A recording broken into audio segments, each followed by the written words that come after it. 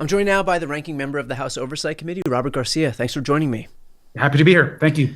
So we are now fast approaching what will be the longest delay of a House member being prevented from being sworn in, and that is all owed to the fact that Mike Johnson continues to do Donald Trump's bidding and do whatever he can to prevent the discharge petition from being signed. As we know, Representative-elect Grijalva would be the 218 signature. So do we have any update now in terms of Mike Johnson's willingness to actually do his job and swear in this new member of Congress? Well, first, it's obviously very clear now that Mike Johnson is now involved in this cover-up.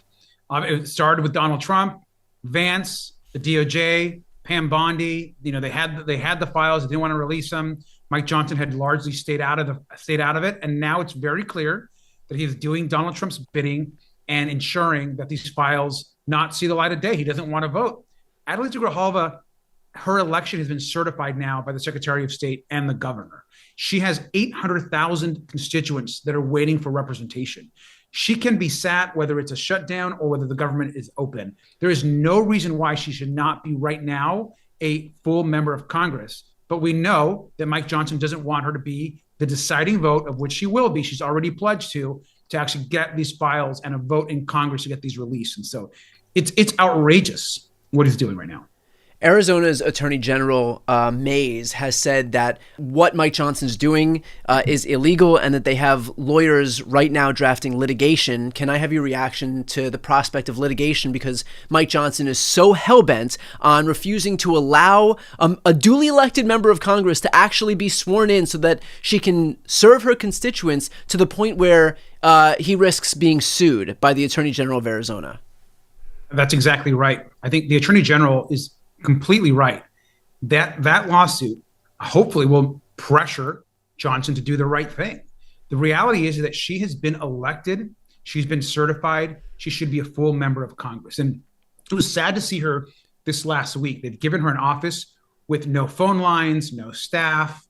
She's at the Capitol trying to represent her constituents with no support. She can't, of course, vote. And so it's outrageous that other members of Congress have been sworn in immediately, even before certification. Yet he refuses to do so for Adelita. So I think the speaker now is not only just on the verge of ripping away more people's health care, as we know, because of these premiums that are going to go up, which is a big reason why this shutdown is actually in place. But now he is denying the people of Arizona fair representation. So I'm hopeful that the Attorney General in Arizona is successful. Well, it seems that while Mike Johnson is doing his best to help Donald Trump with that cover-up, there actually does seem to be some movement here. Can I have your reaction to the fact that Britain's Prince Andrew has relinquished the entirety of his royal titles because of these continued accusations against him in very much the same world as what we're dealing with on the Epstein front? Well, look, Prince Andrew is a terrible person who's done horrific things to women and girls, and this is going to continue to come out. Our investigation on the Oversight Committee, just about a month ago, put out flight logs and would appear to be possible payments to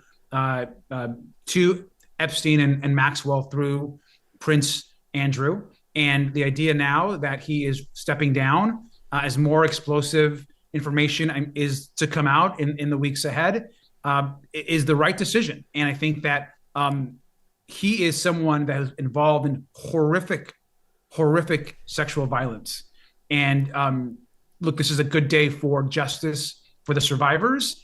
And we're going to continue to put information out. And I think more information about Prince Andrew, I think will be coming out in the weeks ahead. Well, if it's serious enough that what still remains to be uncovered, still remains to be released, is bad enough to get him to step down and relinquish his royal title, wouldn't that be even more incentive for Mike Johnson to recognize that what is contained within the Epstein files is actually pretty serious enough to scare Prince Andrew? And so maybe instead of burying it, maybe instead of making himself part of this cover-up, he should actually be helping get some accountability, get some transparency on this issue?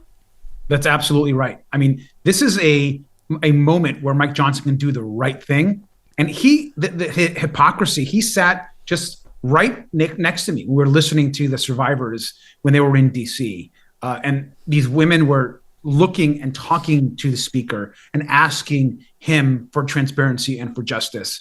And look what he's doing right now. Well, what did he say to them when they were appealing directly to Mike Johnson? I mean, look, he talked about his own faith and how horrible it was, what had happened to them. But clearly, he's not taking action on his words. I mean, like he presents himself, and that's the thing, like he presents himself as this pious guy. He leads with his religion. He predicates his whole identity on his Christianity. And even in this situation that you're describing, he talked about how this is, the links here between what's happened and how it makes him think about his own religion.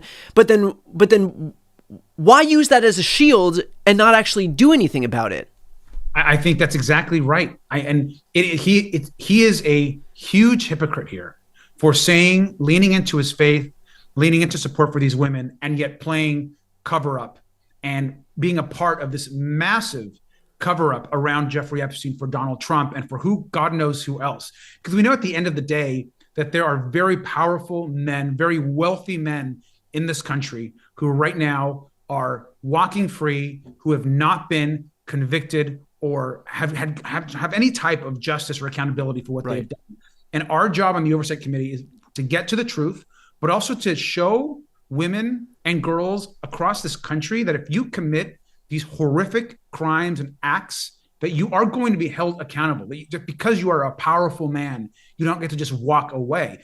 And we don't care, again, if you are a Democrat or a Republican or who is in these files, we're going to expose every single person. What is the long-term play for Mike Johnson? Because he's clearly not going to be able to keep Representative-elect Grijalva out of Congress forever. There's going to come a point where, whether it's days from now, weeks from now, or months from now, and I wouldn't put it past Mike Johnson to make it months from now, but there's going to come a point where she's going to get into Congress, and she will be that 218th vote. And so is this just a play for Mike Johnson where every individual day, if he can just get through a 24-hour period where Grijalva doesn't sign on to this discharge petition, that's a win in his book? Is there no long-term thinking whatsoever? It's just, okay, let's get to tomorrow, and that's it?